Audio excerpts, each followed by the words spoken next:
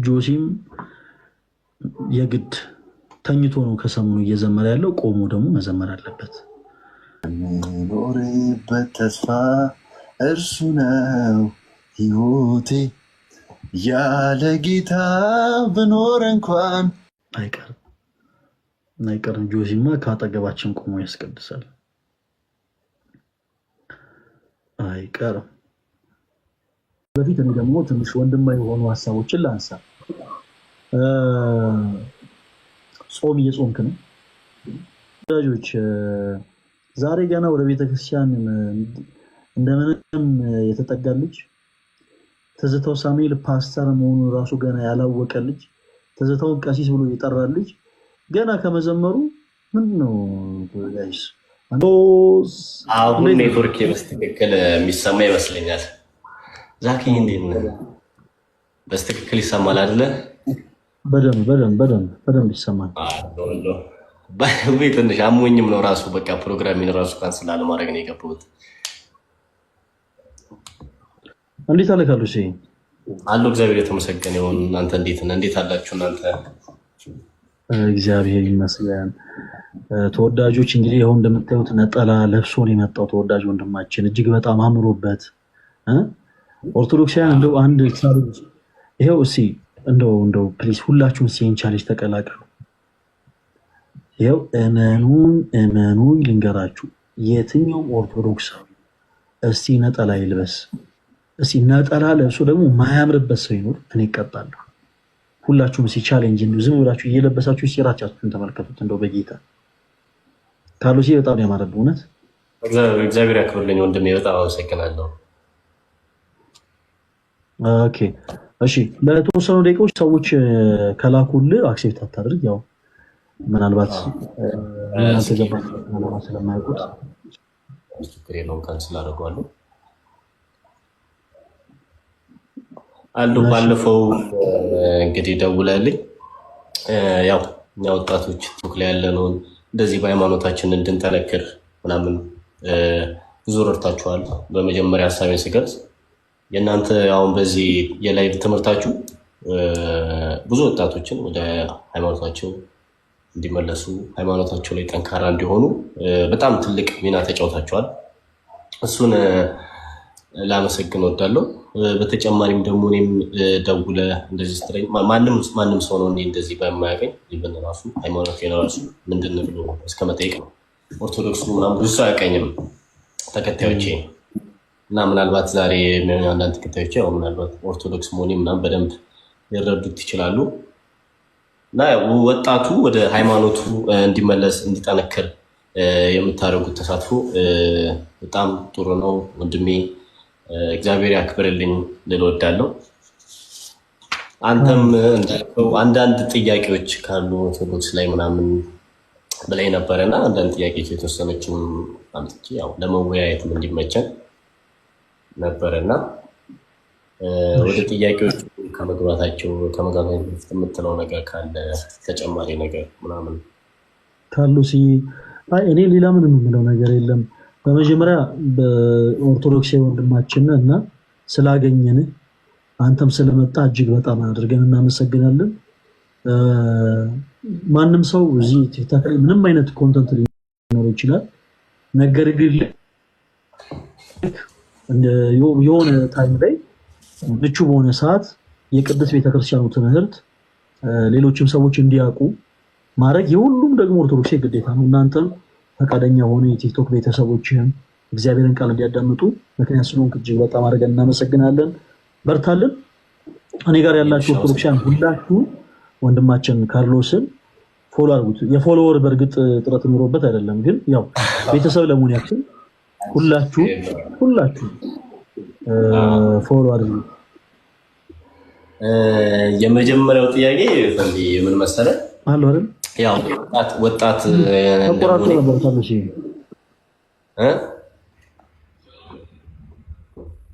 ትንሽ ተቋርጣ ነበር፣ አሁን መጣ። በቃ በጣም አሪፍ። እሺ አሁን ተስተካክሏል። በጣም አሪፍ። ያው ወጣት እንደመሆኔም ወጣቶችን የሚወክልም ጥያቄ ነው የመጀመሪያው የምጠይቀውና የመጀመሪያው ጥያቄ በዚህ በወጣትነት እድሜያችን ለእኛ ትንሽ የሚመስሉ ነገሮች ግን ያው በእግዚአብሔር ዘንድ ሊያስቆጡ የሚችሉ ባለማወቅም በማወቅም ልናደርጋቸው የሚችሉ ስህተቶች ከወጣትነታችን ምንድን ናቸው? ለእኛ ትንሽ ያ ካሉሲ ምናልባት ከወጣትነት ጋር ስለተያያዘ ምናልባት እዚህ ላይም ያለን ወጣት የሆነ እህቶች ወንድሞች በጣም ሁላችንም ስለሚመለከተን እንጥቀሰው። ምንድነው መሰላችሁ ትልቁ ነገር ስፔሻሊ በወጣትነታችን ሰዓት እግዚአብሔርን ልናስቀይምበት የምንችለው ትልቁም ኃጢአት ትልቁም በደል ዝሙት ነው ተወዳጆች። በነገራችን ላይ በዘመነ ሰማዕታት ቅዱሳን ስለ ክርስቶስ ብለው ደማቸውን አፍስሰው አጥንታቸውን ከስክሰው ስጋቸውን ቆርሰው ተስፋ የሚያደርጓት መንግስተ ሰማያትን ገንዘብ አድርገዋል። ስለ ክርስቶስ ያንን ሁሉ ዋጋ ከፍለዋል።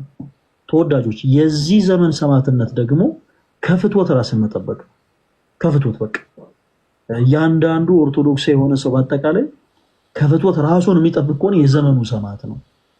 የእንደ በፊቱ የግድ ስጋው መቆረስ አጥንቱ መከስከስ ደግሞ መፍሰስ የለበትም። ሰማ ማለት የግዕዝ ቃል ነው። መሰከረ ማለት ነው ተወዳጆች እንዳልኳችሁና የዚህ ዘመን ትልቁ ሰማዕትነት ያ ነው እና እንደምታውቁት ቅዱስ ቤተክርስቲያናችን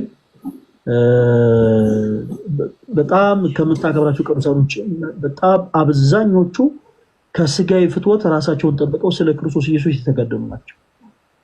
ለዛ ነው ቅዱስ ኤፍሬም በውዳሴ ማርያሙ ላይ ሰማዕታት በእውነት የዚችን ዓለም ጣዕም ናቁ፣ ደማቸውን ስለ ክርስቶስ አፈሰሱ፣ ስለ መንግስተ ሰማያት ብለው መራራ ሞትን ታገሱ ያለው ለዛ ነው።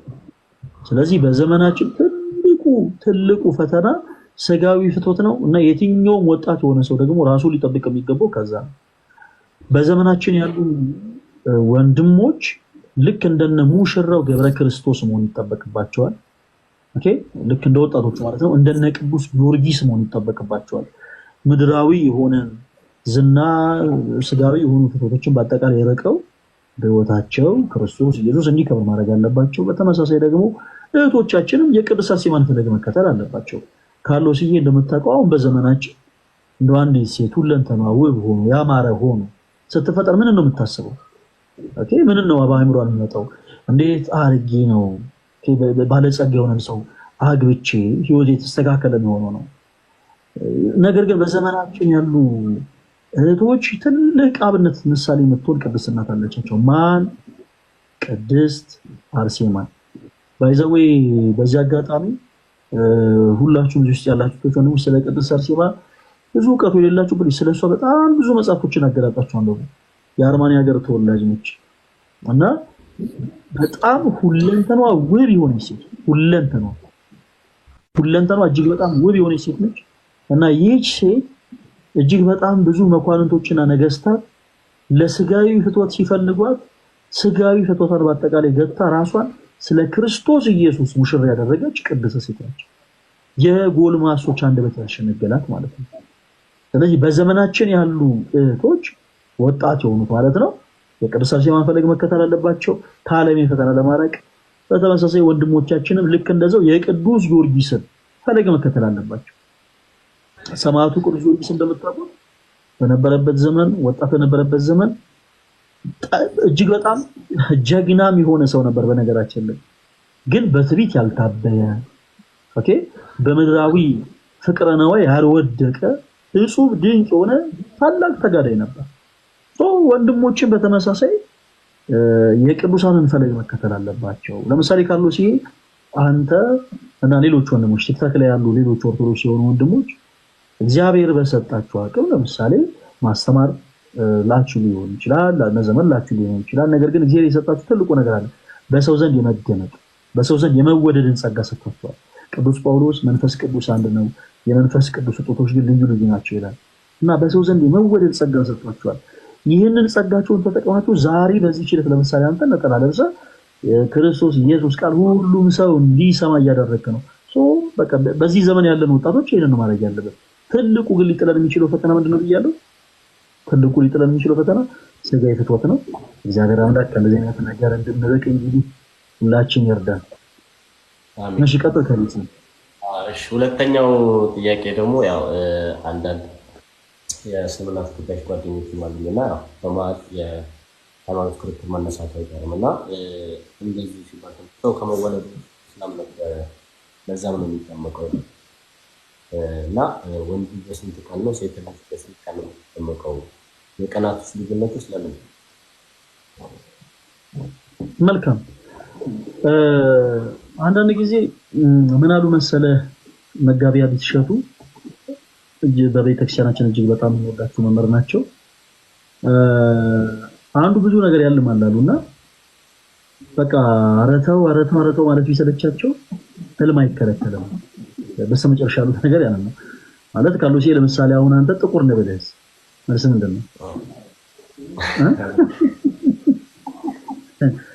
በቃ አሁን ይሆን ያለ ያ ነው ባጭሩ። ለምሳሌ እኛን በክርስቶስ ኢየሱስ ምናምን ሰዎች ለምሳሌ ከእስልምና ቤት ያሉ ወንድሞቻችን አይ እናንተ እኮ ስትወለዱ ጀምሮ ሙስሊሞች ናችሁ፣ እናንተ ክርስቲያን ሆናችሁ ተጠምቃችሁ ነው የሚሉ ከሆነ ጀስ ባጭሩ እያሉት ያሉት ምንድነው መሰለህ እንዳንተ አይነት ቆዳን ያለን ሰው ተጠቅተው ጥቁር ነህ እያሉት ነው። አይደለሁም ምን ሆነ ነው ብሎ መከራከር በራሱ ድክመት ነው ካሉስ አንዳንድ ጊዜ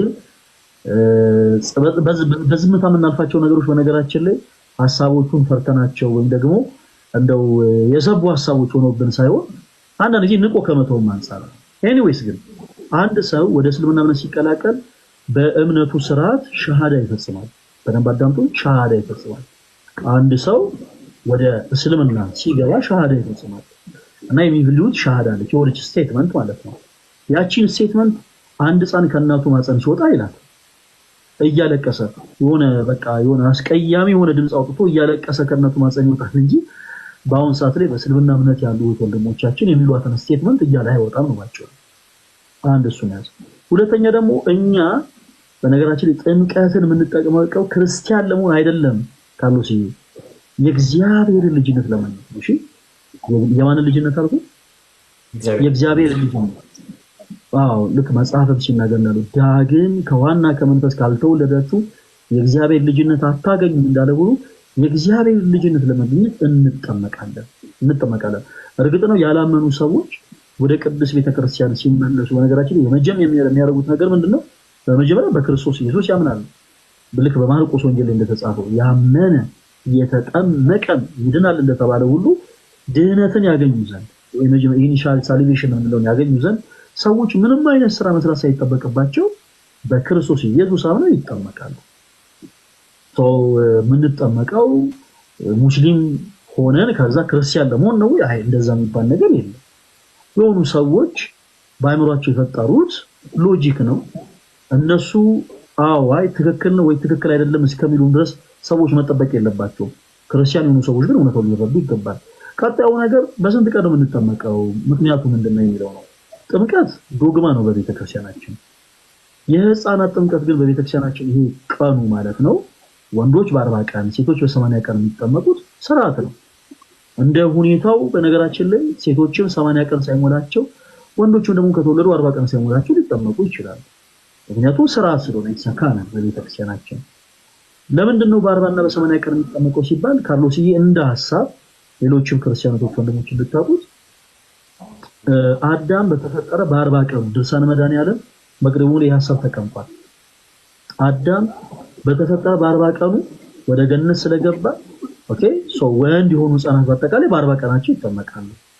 ኦኬ እህቶችስ ሔዋን በ80 ዓመቷ ወደ ገነት ስለገባች። ከዚህ ጋር ተያይዞ ካርሎስ ይሄ ከፕሮቴስታንቲዝሙ ቤት የሚነሳ ጥያቄ አለ። ህፃናት ሳያምኑ እንዴት ታስጠምቃላችሁ? እናንተ ኦርቶዶክሳውያን ህፃናት ሳያምኑ እንዴት ታስጠምቋቸዋላችሁ የሚል ሐሳብ በጣም ብዙ ጊዜ በተደጋጋሚ ይነሳል። ጥያቄው በራሱ ሎጂክ ስለሆነ ሎጂክ የሆነውን ሐሳብ በቃ በሎጂክ እንዲሁ መልሱን ላስቀምጠልን። የመጀመሪያው ትልቁ ነገር ካርሎስ ለምሳሌ አንድ ሰው ልጆች ቢኖሩት ጤነኛ የሆነ ሰው ማለት ነው ጤነኛ የሆነ ትዳር ያለው ሰው ልጆች ቢኖሩት እና ከልጆቹ መካከል አንዱ ቢታመምበት ልጁን ሆስፒታል ለመውሰድ የልጁን ፍቃድ ይጠይቋል ካርሎስ? አይጠይቀውም። ለምንድን ነው የማይጠይቀው? ምክንያቱም ለልጁ የሚበጀውን ነገር ወላይ ስለማያውቅ እሱ ያገኘውን ጤና እሱ ገንዘብ ያደረገውን ጤና ልጁም እንዲያገኝለት ስለሚፈልግ ወዲያውኑ በሰኮንድ ሽፍራት ልጁ ድንገት ቢታመም ከመቀጽበት የልጁን ፈቃድ ሳይጠይቅ አንጠልጥሎ ሆስፒታል ይወስዷል። በተመሳሳይ ኦርቶዶክሳዊ የሆኑ ቤተሰቦችን በነገራችን ላይ ልጆቻቸው እነሱ ያገኙት ድነት እንዲያገኙ ስለሚፈልጉ ወንዶችን በ40 ቀናቸው ሴት ህፃናትን በ80 ቀናቸው ሀብተውልና ስመ ክርስትናን እንዲያገኙ ያደርጋሉ። ይሄ የቤተክርስቲያን ስራ ነው። ካርሎስ ሶስተኛው ጥያቄ ክርስትና ያው ክርስትና እምነት ብዙ አይነት ክርስትና እምነቶች አሉ። ፕሮቴስታንት፣ ካቶሊክ ምንላቸው አይነት ክርስትና እምነቶች አሉ። ለምንስ እንደዚህ ክርስትና ተከፋፈለ ተብሎ ተከፋፈለ?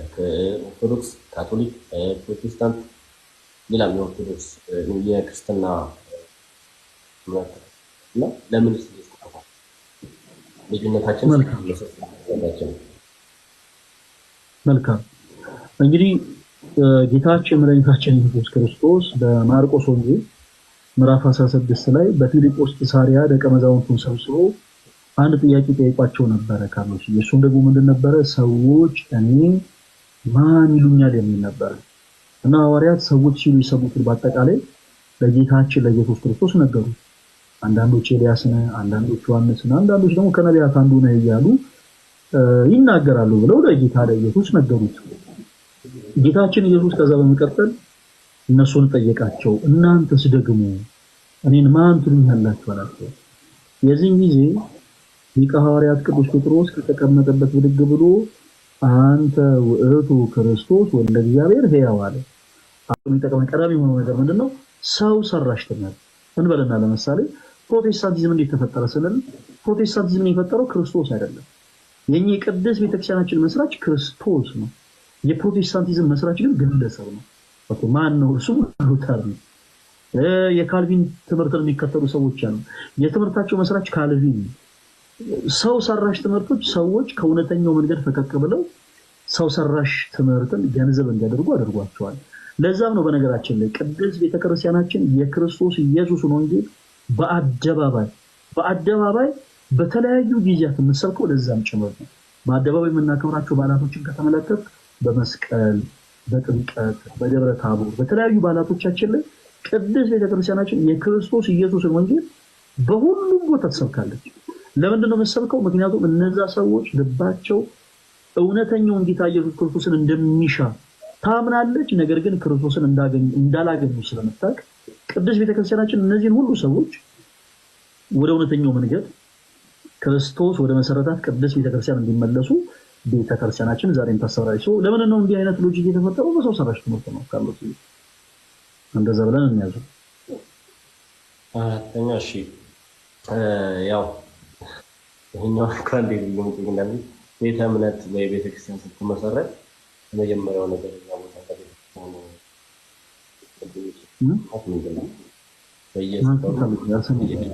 ቤተክርስቲያኖች ይመሰረታሉ እና የመጀመሪያው ነገር ቤተክርስቲያን ሊመሰረት የመጀመሪያ ቤተክርስቲያን እሺ ሲመሰረት ምንድነው ነው አንድ ቦታ ቤተክርስቲያንን ለመመስረት ሪዝኑ እዛ ቦታ ቤተክርስቲያን አሁን ለምሳሌ እኛ ሰፈር መድኃኔዓለም ቤተክርስቲያን አለና እሺ ይህ ቤተክርስቲያን መጀመሪያ ላይ እዛ ጋር ቤተክርስቲያን እንዴት ሊመሰረት ይቻለ?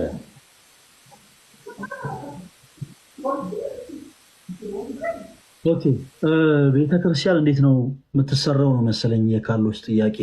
አሁን ባለንበት ሰዓት ላይ የኦርቶዶክስ ቅዱስ ቤተክርስቲያን ለምሳሌ አዲስ የሆነ ቤተክርስቲያን እንዴት ነው የሚሰራው አይደለ? መልካም በፍትሐ ነገሥታችን ፍትሐ ነገሥት ማን እንደወሰደብኝ አላውቅም። ካርሎስ ቤቴ ሰዎች እየገቡ መጽሐፍ እየወሰዱብኝ ተቸገርኩ። በፍትሐ ነገሥታችን ላይ ይሄ ሀሳብ ይቀመጣል ተቀምጧል። ቤተክርስቲያን ሲሰራ በመጀመሪያ ቤተክርስቲያን እንዲሰራ በነገራችን ላይ ምዕመናኖች ናቸው መጠየቅ ያለባቸው። ምዕመናኖች ናቸው። ለምሳሌ አሁን አዲስ አበባ በሀገረ ስብከት ደረጃ ሊቀ ጳጳስ አላት። የአዲስ አበባ ሀገረ ስብከት ሊቀ ጳጳስ አባ ሄኖክ ይባላሉ። በረከታቸው ይደረበት። በአዲስ አበባ ውስጥ ያሉ ምዕመናን ምናልባት ከአዲስ አበባ ከተማ ራቅ ብለው ወጥተው ትንሽ በሚኖሩበት አካባቢ ቦታ ላይ ቤተክርስቲያን አገልግሎት እንዲፈልጉ በዛ አካባቢ ያሉ ምዕመናን ለሊቀ ጳጳሱ ያሳውቁ። ከዛ ደግሞ ሊቀ ጳጳሱ ይላል ፍትሐ ነገሥታችን ላይ ቃል በቃል ስላለ ስለማስታውሱ ነው በቃል የምነግርህ። ከዛ ሊቀ ጳጳሱም ደግሞ መጥቶ ህንፃው የሚሰራበትን ቦታ ይባርከው። ብዙ ጊዜ በተለይ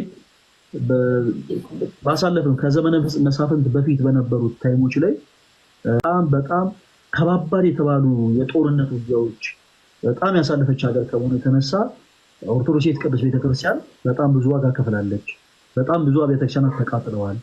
በጣም ብዙ ንዋያተ ቅድሳት ተቀብረዋል። ከዚህ አንጻር በቤተክርስቲያናችን ቦታው ገና ሳይባረክ ታቦታት ከብረው ይገኙና ከዛ በኋላ ብፁዓን ሊቃነ ጳጳሳት ተገኝተው ህንፃ ቤተክርስቲያኑ ከተሰራ በኋላ ይመረቃሉ። ነገር ግን ትክክለኛ ቤተክርስቲያን አሰራር በመጀመሪያ ምዕመናን ለሊቀ ጳጳሱ ቤተክርስቲያን እንዲሰራ እንደሚፈልጉ ያሳውቁ ይላል። ሊቀ ጳጳሱም ቤተክርስቲያን እንዲሰራ በፈለጉበት ቦታው ላይ ያንን ቦታ ማለት ነው ይባርከው ይላል። ኦኬ ሊቀ ጳጳሱ ቢሾፑ ማለት ነው ቦታውን ይባርከው። በዛም ቦታ ላይ ህንፃ ቤተክርስቲያኑ ከተሰራ በኋላ ብፁዓን ሊቃነ ጳጳሳት ተገኝተው ያንን ቤተክርስቲያን የተቀደሰ ስፍራ እንዲሆን ያደርጉታል። በቅባ ቢሆን ያከብሩታል። በውስጡ ያሉ ንዋያትን በአጠቃላይ በቅባ ቢሆን ያከብሯቸዋል። እነዛም ንዋያት በአጠቃላይ ከዛ በኋላ ንዋያት ሳይሆን ስማቸው ንዋያተ ቅዱሳት ይባላሉ ማለት ነው። ስለዚህ አዲስ ቤተክርስቲያን ሲሰራ ሁልጊዜ በፍትሐ ነገሥታችን የተቀመጠው ትክክለኛ ስርዓት ይሄ ነው። በመጀመሪያ ምዕመናን ለሊቀ ጳጳሱ ህንፃ ቤተክርስቲያን እንዲሰራላቸው መጠየቅ አለባቸው። ከዛ በኋላ ያ ሊቀ ጳጳስ በዛ ቦታ ላይ ተገኝቶ ቦታውን መባረክ አለበት። ከባረከ በኋላ ህንፃ ቤተክርስቲያኑ ይሰራል። ህንፃ ቤተክርስቲያኑ ከተጠናቀቀ በኋላ ቅባ ሜሮን ይቀባል። ለምንድን? ምክንያቱም ህንፃ ቤተክርስቲያን ሲሰራ ማስታወስ ያለብን ነገር ተወዳጆች፣ በዚህ አጋጣሚ ሁሉም ሰው ህንፃው ቤተክርስቲያን ሲሰራ እያንዳንዱ ቦታ ይረግጠዋል፣ ጫማ ሳይወለቅ ማለት ነው። በቅባ ሜሮን ሳይከብር በፊት ሁሉም አናጺው፣ ግንበኛው፣ ሁሉም ሰው እዛ ቦታ ላይ የስራ ድርሻውን እስከሚወጣ ድረስ ሁሉም ቦታውን ይረግጣል። ከዛ በኋላ ግን በመቅደሱ ካህናት ብቻ የሚረግጡት ቦታ አለ። ዲያቆናት ብቻ የሚረግጡት ቦታ አለ። ምዕመናን ብቻ የሚረግጡት ቦታ አለ። ያ ቦታ የተቀደሰ ስፍራ ይሆን ዘንድ ሊቀ ጳጳሱ በቅባ ሜሮን ያከብረዋል ማለት ነው። ስለዚህ ቤተክርስቲያን ሲሰራ በእኛ ቅድስት ቤተክርስቲያን ስርዓት ቅደም ተከተሉ እንዲህ ባለ መልኩ በፍትሐ ነገሥታችን ላይ ተቀምጧል። ምናልባት ፍትሐ ነገሥት መጽሐፉ ያላችሁ ወንድሞች የመጀመሪያውን ገጽ ገና ስትገልጡ እንዴት ቤተክርስቲያን እንደሚሰራ ነው የሚናገረው። ሌላ ብዙ ገጽ ነው ያይጠበቅባችሁ። የፍትሐ ነገሥታችንን የመጀመሪያውን ገጽ እንደገለጣችሁ በመጀመሪያ የሚናገረው ቤተክርስቲያን እንዴት ነው የሚተከለው፣ ቤተክርስቲያን እንዴት ነው የሚሰራው የሚለውን ሐሳብ እዛ ላይ ያብራራል። ሞር ገብታችሁ እንድታዩት ሪኮመንድ አደርጋለሁ። ይሄ ናቸው፣ እነዚህ ናቸው አራት ጥያቄዎች ያዝኩት። ፈለገኝ እግዚአብሔር ያክብርልኝ። ጥሩና ሰፊ ምላሽ ነው ያገኘሁት። እንግዲህ አሁን ጋር መስራት ተልሰው ትልቅ ትምህርት እንዳገኘ ተስፋ አደርጋለሁ። እነዚህ ናቸው ጥያቄዎች። ምናልባት አንዳንድ ግርታ ምናምን ከዚህ በኋላ አስፈቅድኩኝ በዚህ ወይስ ይሄ ትምህርታችን እየጠነከረ ነው እንጂ እየላላ ስለማይሄድ ብዙ ኦርቶዶክሳውያን ግድ ያላቸውን ጥያቄዎች ሰፊ ምላሽ የሚያገኙበት ላይ ነው ብዬ አስባለሁ። እነዚህ ናቸው እንግዲህ ጥያቄዎች። ካሎሲ በጣም የምናመሰግነው መተሰለጠት እናመሰግናለን። በርታለን። ደግሞ እንድትጠፋ አንፈልግም። በደንብ እየመጣ እኔ ጋር ያላችሁ ሁላችሁ እንግዲህ ካሎሲን በደንብ ፎሎ አድርጉ ይያለው። ለምን እኛ ፋሚሊዎች ፎሎ ካደረጉ በቃ የትም አትጠፋም። ሁሉም በደንብ እንድትመጣ ያደርጋሉና አንተም ብቅ በል እንዳትጠፋ ምናምን እና ተወዳጅ ወንድማችን ካሎሲ እሺ ከመውጣት በፊት እኔ ደግሞ ትንሽ ወንድማዊ የሆኑ ሐሳቦችን ላንሳ። ጾም እየጾምክ ነው? እየጾምክ ነው። ኦኬ መልካም፣ በርታለን። በጸሎት አስበን። እሺ እንዴት ነው የነሳሁት? የነሳሁት እንግዲህ ባለፈው ዕለት አንድ ወዳጅ ብሎኛል፣ ንስሐ ግባ ምናምን ብሎኛል። ያው እንግዲህ በዚህ ቀን ነው ብዬ መግባት ባልችልም በዚህ ዓመት ውስጥ እግዚአብሔር እንደፈቀደ እግዚአብሔር የፈቀደው ቀን ንስሐ ገባለሁ ያለው ያው እንደሱ ፍቃድ። መልካም። የመጀመሪያ ጥያቄ ያው ወጣትነትን የተመረኮዘ ስለሆነ ወጣትነትን ብዙ የሚያሳስቱን ነገሮች አሉ። እኛ ብንቆጠብ ብዙ አይነት የሚያሳስቱን ነገሮች አሉና ከእነሱም ብንርቅ እነሱ የሚመጡብን ነገሮች አሉ። ለዛም ነው አሁን ላይ ትንሽ ነገሮች አስተካክዬ ያው እግዚአብሔር የተመሰገነ ይሁን እኔ ራሴንም ለመቆለብ ሳይሆን እንደዚህ ብዙ በወጣትነት ስህተቶችን እሰራለሁ ብዬ ማስብ ሰው አይደለሁም። እግዚአብሔር የተመሰገነ ይሁን በዚህ ብርታቱን ሰጥቶኛል። ብዙም በቀሎት የሚያውቁ ሰዎች አሉ ምን ያህል አምላኬ ጋር ቅርበት እንዳለኝ ሲከፋኝም ስቅም እንደማመሰግን ብዙ መስካሪ ወዳጆች አሉ እና እግዚአብሔር የተመሰገነ ይሁን። እንደናንተም ባይሆን በሃይማኖት በትንሹ ጠንካራ ነው። ያው ከዚህም በላይ ደግሞ እግዚአብሔር ተጨምሮበት ደግሞ ይበልጥ እንደናንተ ይበልጥ አጠናክሮኝ አንድ ቀን እኔም የእሱን ትምህርት እንድሰጥ እንደሚያደርገኝ ተስፋ አደርጋለሁ። ይሄ ነው ፈለገ ካርሎስ ይበልጣልን። እንደ እግዚአብሔር መልካም ፈቃድ ደግሞ ሌሎች ወንድሞችን ደግሞ ድል እንሰጥና ድጋሚ አንተን ከእንደገና ላይቭ ላይ እንጋብዛለን፣ እንገናኛለን። ነገር ግን አሁን ሳትወጣ በፊት ሁለት ነገሮችን አስቸግራለሁ። አንድ ነገር አስቸግራለሁ። ከማስቸገሬ በፊት ከጆሲ ጋር ሰላም እንድትባባሉ እድል ልስጥ። እኔ ብቻ እያወራሁ ነበር ነው። ጆሲ እንዴት ነህ? ካርሎስ እንዴት ነህ? ሰላም ይብዛ ወንድማችን። ሰላም ይብዛ። እንዴት ነህ? ሰላም አለን። ፈልይ ተገናኝተናል ከአንተ ጋር። ቀጥሉ፣ እየሰማሁ ነው። እሺ፣ አይ ምን ላደርግ ነው መሰለህ፣ ካርሎስ ዛሬ ነጠላ ለብሶ በጣም አምሮበት ነው የሚመጣውና ምን እናድርግ፣ አንድ ጌም እናጫወተውና ካርሎስን ካሸነፍ ነው መዝሙር እናዘምረዋለን።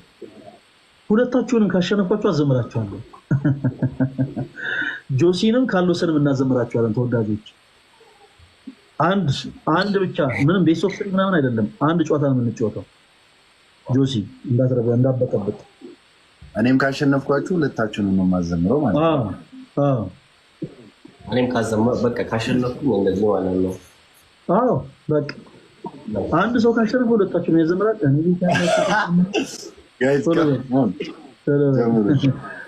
ያላችሁ ሁለቱም እንግዶች ስለሆኑ ማዘመር አለብን። ካርሎስንም ጆሲንም።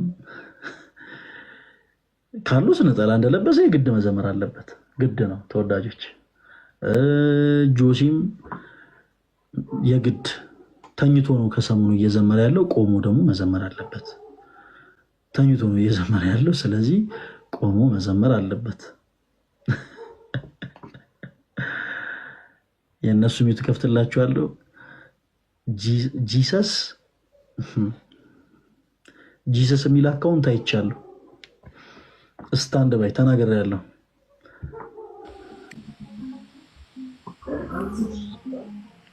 ካርሎስ ገና ከሆኑ መዝሙር እየፈለክ ነው መሰለኝ።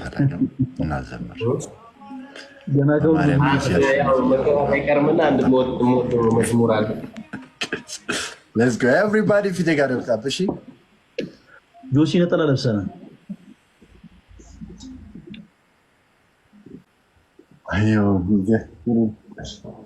ልበስ ነጠላ የት እንደሄደ አላውቅም። እግዚአብሔርን የማዘርንም ቦታቱን እያደረጉት ተቀርቦት እሷ ጋር እኮ አይደለሁም። እሺ ቆይ ቶሎ ቆይ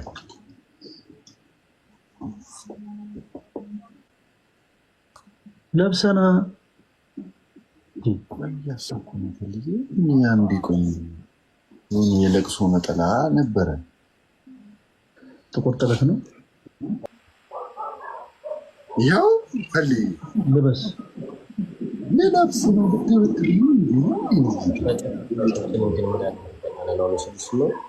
ወጣቶቻችንን ብዛት አንቆጥረም። አንተ ነጠላ ሳርግም ወጣቶቻችንን ብዛት አናውቀውም። ማንዳጋት የሚሰራ ወጣት የሚሰራ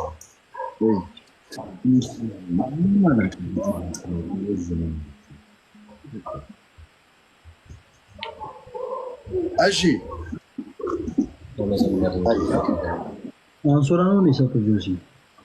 ትልቅ ነው ትልቅ ነው። ቀይ በስነ ስርዓት ማለት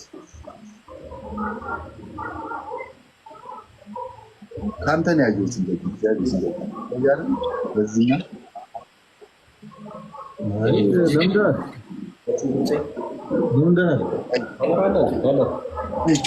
አዝዌር ከፈለገ ነው ያየሁት። እግዚአብሔርን እንደዚህ እጄ ቀረ። ከዛ ከፍ አድርገው እንደዚህ አጣፍና እዚህ ከስር ያለውን መልሰው ለተገጣ ከዛ ከስር ያለውን ደግሞ መልስ አምጣና ላይ አድርገው እንደዚህ። ኦኬ ይሄን እንደዚህ አረከው ተጣበቀ። አዎ እናንተ እንዲ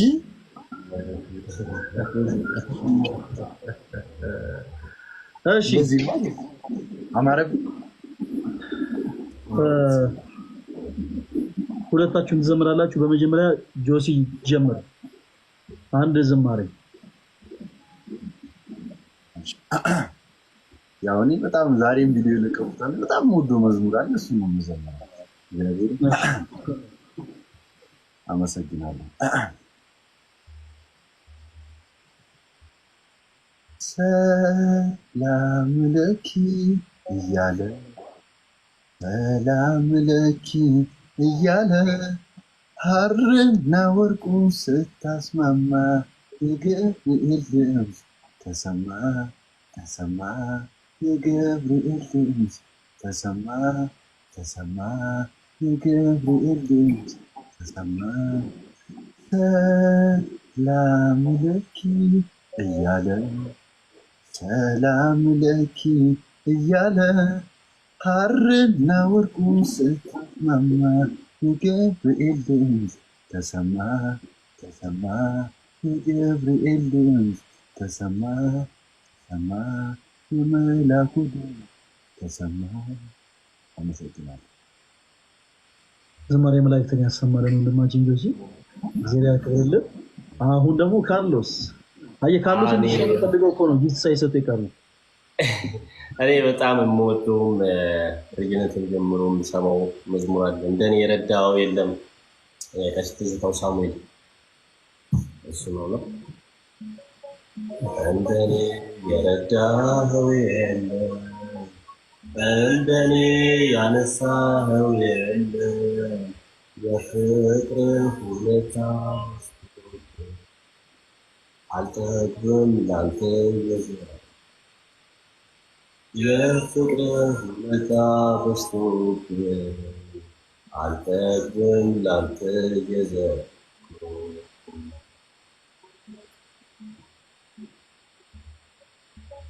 የኃጢአት ጠባሳን ሽሮ ዘመኔ በአዲስ ተጀምሮ በሞገስ አልፎኝ ቀና ቀና ላንተማ ዘምራለሁ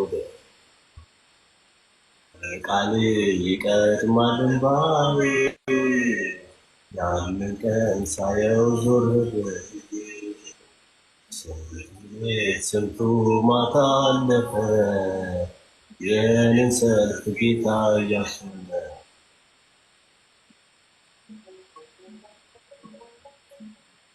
ፍቅር ነህ ወዳጄ ፍቅር ነህ አንድዬ ፍቅር ነህ ሰው አይረሳም ይራራል ባይነህ ሰው አይረሳም ይራራል ባይ እንደኔ የረዳኸው የለም እንደኔ ያነሳኸው የለም የፍቅር ውለታ በዝቶብኝ አልጠግብም ላንተ የዘለለ የፍቅር ውለታ በዝቶብኝ አልጠግብም ላንተ የዘለለ። በጣም የምሰማው መዝሙር ነው። ከንፈይተነት ጀምሮ የምወደው ነው። ካርሎስ ይበርታለን ተወዳጅ ወንድማችን ነው። በይበልጥ ደግሞ ሞር አሁን ቤተክርስቲያንን ስታውቃት ደግሞ ከዛ በኋላ ዝማሬዎችን በነገራችን ላይ ይመረጣሉ።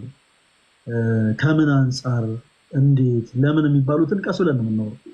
አሁን ድንገት ዛሬ ገና ወደ ቤተክርስቲያን ገና ከመምጣት እንዲህ ነው ነጠላ ያደረኩት ትክክል አይደለም በዚህ ወጥቶ በዚህ ገብቶ ምናምን አንልም እና ያሉትን የቤተክርስቲያን ትምህርቶችን በደንብ ትማራለህ።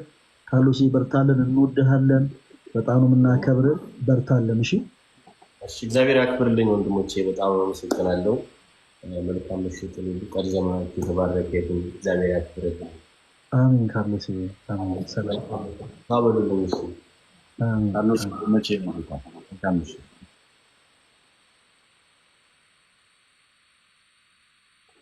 ምን አይነት ደግሞ መጣህ ነው? እሺ ምንድነው የምትሽኮረመው? ውሻው ምንድነው? ምን እየሆንክ ነው ያለው?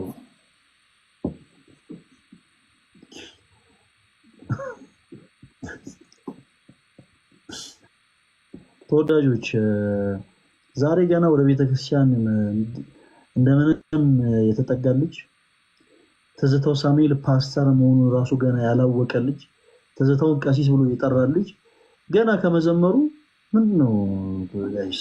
አንዳንድ ጊዜ እንትን እንበል እሺ። በቀስ ብሎ በነገራችን ላይ ማወቁ አይቀርም። እያንዳንዱ የቤተክርስቲያን ትምህርት እያንዳንዱ የቤተክርስቲያን ሐሳብ ቀስ ብሎ ማወቁ አይቀርም። ምን አስቸኮለን? አሁን በመጀመሪያ ፈጣሪ ይቅር ባይ መሆኑን ይወቅ። ኦኬ ገና ንስሐ ሊገባ አይደለ? እግዚአብሔር አምላክ ጸጸትን የሚወድ አምላክ እንደሆነ ይወቅ፣ ይረዳ፣ በንስሐ ሕይወት ይመላለስ፣ ከፈጣሪ ይታረቅ። ሌላውን ቀስ ብለን እንደርስበታለን እኮ። እንደው ብዙዎቻችን አስቸጋሪ ባህሪ ነው ያለብን። እንዲህ አንድ መነጽር የሚያደርግ ኢሞጂ ደግሞ አላችሁ። ኬት አምጥታችሁ እንደምትሉት እንዲህ አይነት እንዲህ የሚል ኢሞጂ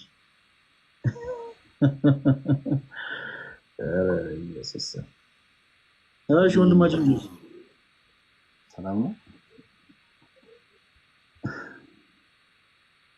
አንተ እያለ ምን ሰላም አለ? ጆሲ ንገረኝ እስኪ። አንተ እያለ እንዴት ነው ሰላም ሊኖር የሚችለው? እኔ እኮ የምር ነው የምወድህ ታውቃለህ ወንድሜ።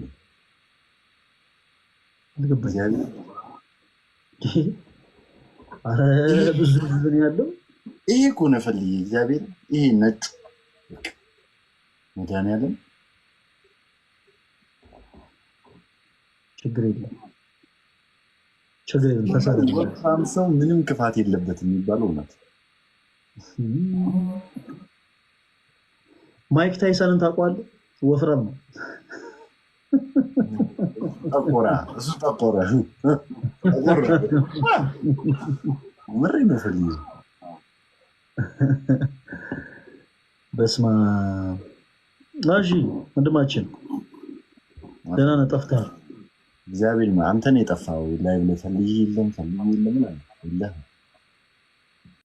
ኢየሱስ እርሱ ነው እረፍቴ፣ የምኖርበት ተስፋ እርሱ ነው ሕይወቴ።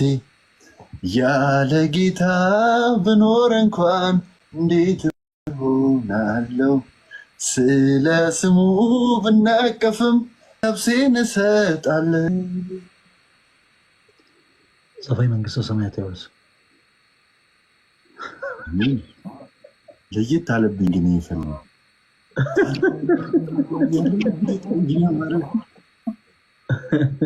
ያሁኑ ምንድን ነው ያልከው? አንዴ በጌታ እግዚአብሔር ዘፋኝ መንግስተ ሰማያት ያወርስም።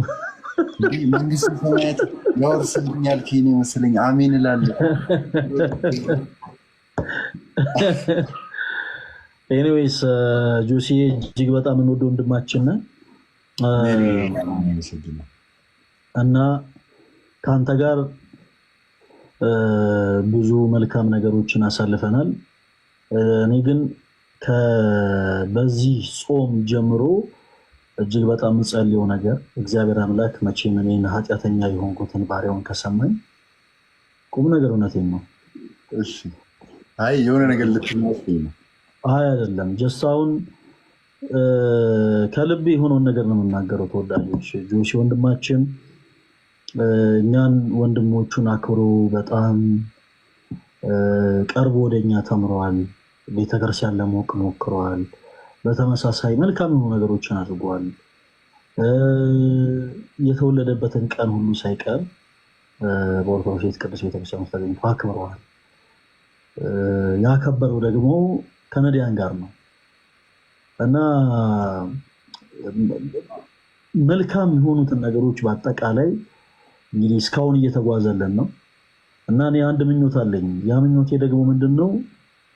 ከአንተ ጋር ብዙ ቦታዎች አብረን ታይተናል እና በቅዱስ ቤተክርስቲያን ውስጥ በመቅደስ ውስጥ ነጠላችንን ለብሰን ሀብተ ወልድና ስመ ክርስትና አግኝተህ የኢየሱስ ክርስቶስን ስሙን መጥራት ብቻ ሳይሆን ስጋውን እንድትበላ ደሙን እንድትጠጣ ያቺ ጊዜ ቀርባ ያንን ህይወት ስትኖር ማየት እንፈልጋለሁ።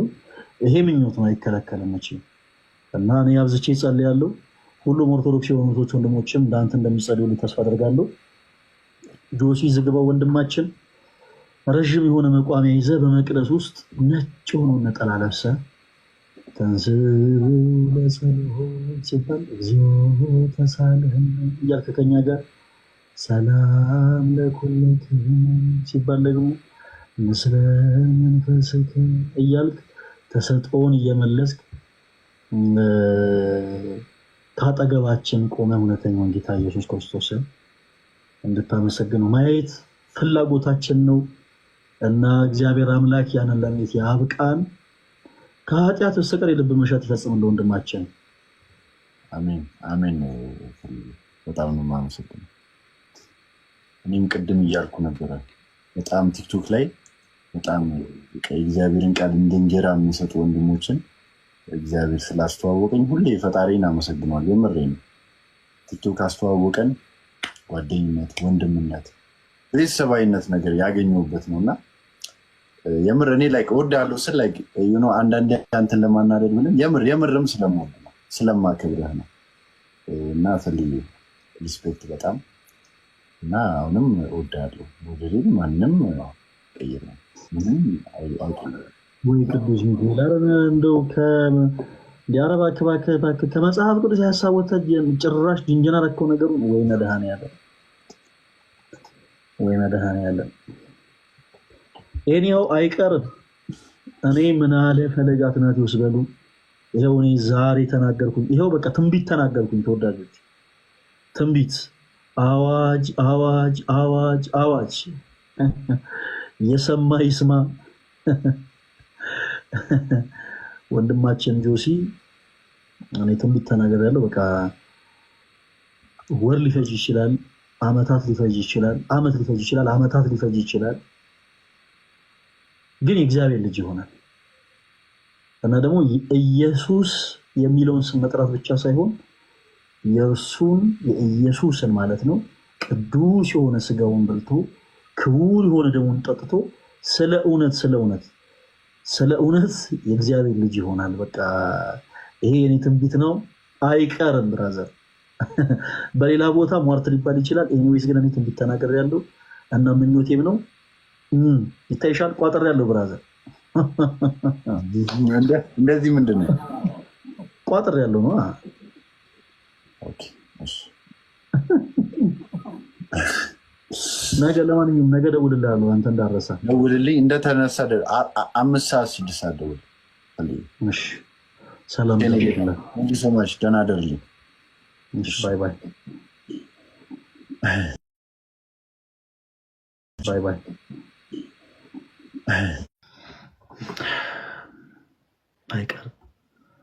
አይቀርም። ጆሲማ ከአጠገባችን ቆሞ ያስቀድሳል። አይቀርም።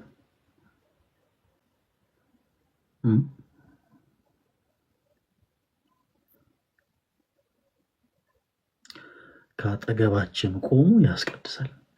አለቀ። ታርጌታችን ነው።